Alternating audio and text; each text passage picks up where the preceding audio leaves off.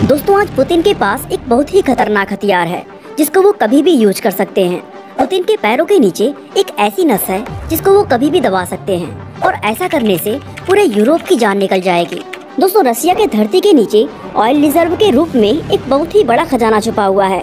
ये खजाना इतना बड़ा है कि रसिया इसे खुद तो यूज करती ही है, साथ साथ इसे यूरोप को भी बेचा करती है।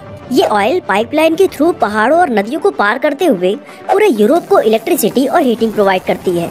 यूरोप के कई देशों ने इसी ऑयल और गैस के इंपोर्ट से ही अपने देश को आगे बढ़ाया है, क्योंकि इस ऑयल और गैस के बिना ना ही उनकी फैक्ट्रीज काम करती और ना ही उनके पास सर्दियों में अपने घरों को गर्म रखने की इलेक्ट्रिसिटी होती।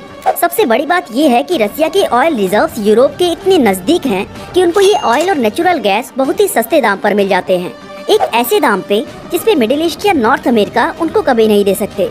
लेकिन आपको पता ही होगा रसिया ने यूक्रेन के खिलाफ एक ऐसी जंग छेड़ दी है जिसको दुनिया ने इससे पहले वर्ल्ड वार 2 के टाइम पर ही देखा था। The Russian president says a military operation is now underway in eastern Ukraine. Russian invasion of Ukraine, that it was imminent. Vladimir Putin. It was unprovoked, but this is what Russian President Vladimir Putin unleashed on Ukraine. दोस्तों on paper देखें तो Ukraine अकेला रसिया के खिलाफ खड़ा हुआ है, लेकिन इन प्रैक्टिस उसे यूरोपियन कंट्रीज और यूएसए से बिलियंस ऑफ डॉलर्स की मिलिट्री एड मिल रही है। ये मिलिट्री एड एक बहुत ही बड़ा रीजन है जिसकी वजह से छोटा सा यूक्रेन इतने बड़े और खूंखार रसिया के खिलाफ अभी तक टिका हुआ है। अब जाहिर सी बात है पुतिन को ये बात बिल्कुल भी अच्छी नहीं लगेगी।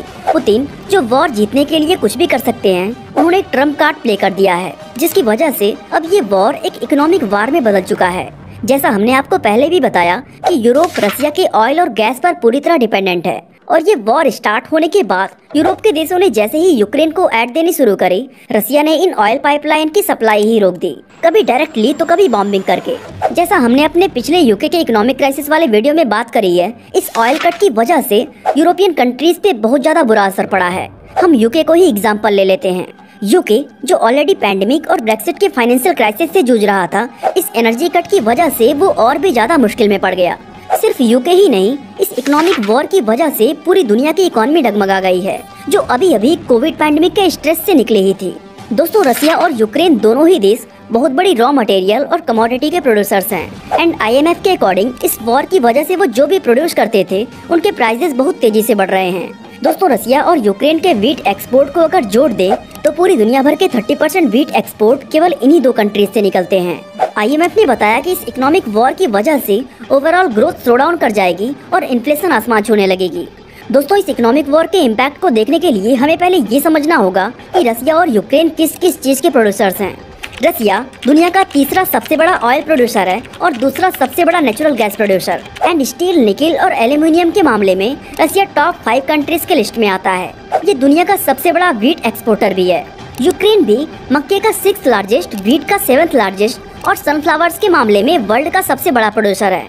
दोस्तों इस वॉर में जिस दिन रसिया ने पहली गोली चलाई, उस दिन से ऑयल, नेचुरल गैस, मेटल्स और फूड प्राइसेस अचानक से आसमान छूने लगे। क्रूड ऑयल के प्राइसेस पहली बार $100 पर बैरल से ज्यादा चले गए।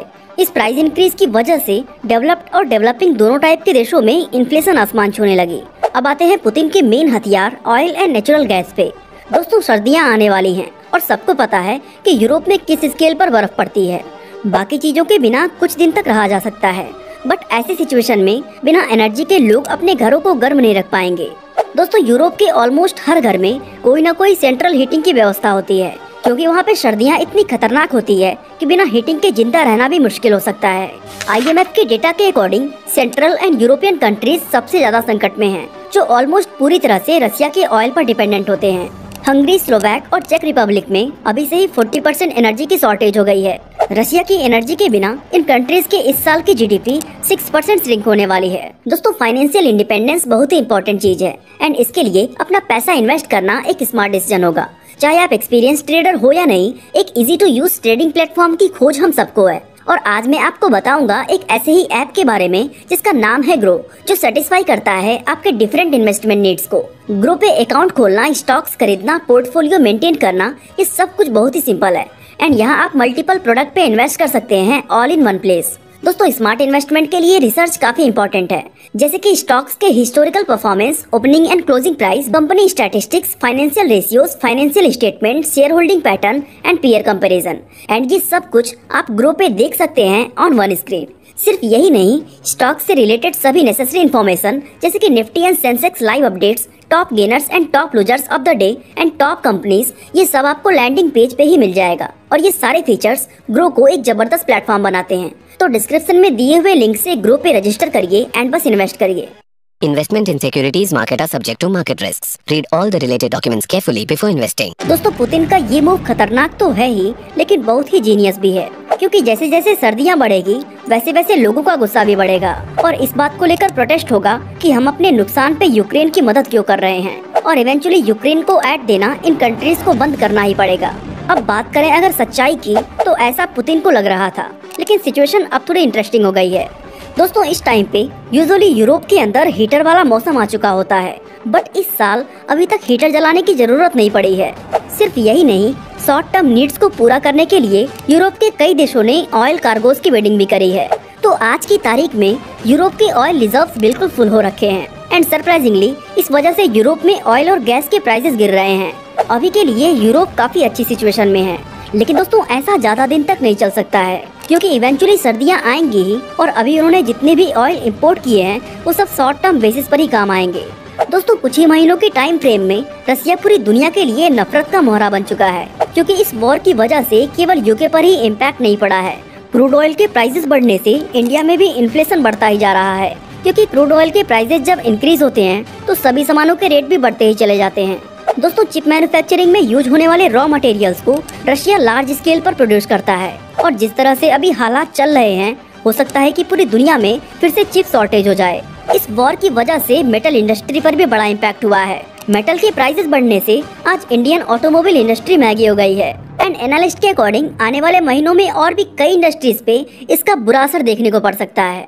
फॉर एग्जाम्पल ऑयल और मेटल के रेट बढ़ने से एयरलाइन टिकट्स के प्राइसेस बढ़ जाएंगे, जिसकी वजह से ट्रेवल करना भी मुश्किल हो जाएगा। मतलब हर जगह से स्ट्रेस। दोस्तों जब पुतिन ने पहली बार यूरोप के साथ ऑयल एंड ट्रेड एग्रीमेंट करी थी तो सबको बस यही लगा था कि दोनों का इक्वल फायदा होगा, रशिया को ढेर सारा पैसा मिलेगा और पूरा यूरोप उस एनर्जी की मदद से ग्रोथ कर पाएगा। उस टाइम ये कोई नहीं देख पाया कि वो खुद अपने गले पे पट्टा बांधकर उसकी रस्सी रसिया को दे दिया। इस तरह दोस्तों हर साल यूरोप रसिया पर डिपेंडेंट होता चला गया और रसिया की पावर बढ़ती चली गई। अब दोस्तों आप सोच रहे होंगे कि नुकसान केवल एक तरफ हो रहा है, लेकिन ऐसा बिल्कुल नहीं है। इससे रसिया की इकोनॉमी भी काफी बड़े फाइनेंशियल क्राइसिस में आ गई है। उनको पैसों की सख्त जरूरत है, वो पैसे जो उनको यूरोप से ऑयल के बदले में मिल सकते थे। फोरकास्ट के हिसाब से रसिया की जीडीपी इस साल 7.5% गिर जाएगी। रशिया की as a country risk B grade से सीधा डी ग्रेड पर आ गई है। यूएसए और बाकी कंट्रीज के द्वारा लगाए गए सैंक्शंस ने रशिया के स्टेट बैंक और सेंट्रल बैंक को बहुत ही बुरी तरह से मारा है, जिससे रशिया की रूबल की वैल्यू बहुत ही नीचे गिर गई है। दोस्तों रशिया की फाइनेंशियल पोजीशन वॉर से पहले बहुत अच्छी थी। उनका बाकी देशों पर ज्यादा कर्जा भी नहीं था और उनका फॉरेन एक्सचेंज रिजर्व भी काफी स्ट्रॉन्ग था। एक टाइम पे उनके पास 640 बिलियन डॉलर्स थे और ये चीजें इमरजेंसी के टाइम पर ही काम आती हैं। बट वॉर के बाद वेस्टर्न कंट्रीज ने रसिया के असेट को फ्रीज कर दिया, जिससे रशिया का ये इमरजेंसी फंड भी अटक गया है। बस यही नहीं, रसिया ने यूरोप को भी दिखा दिया है कि उनको रसिया पर निर्भर होने की जरूरत नहीं है, और यूरोपियन कंट्रीज ने अनाउंस भी कर दिया है कि वो वॉर के बाद भी रसिया से ज्यादा इंपोर्ट नहीं करेंगे। यानी रसिया एक बहुत बड़ा इनकम का सोर्स खो बैठा है। बाकी दोस्तों अगर आपको लगता है कि यूके के इस इकोनॉमिक क्राइसिस का केवल यही एक रीजन है, तो ऐसा बिल्कुल नहीं है। और भी कई फैक्टर हैं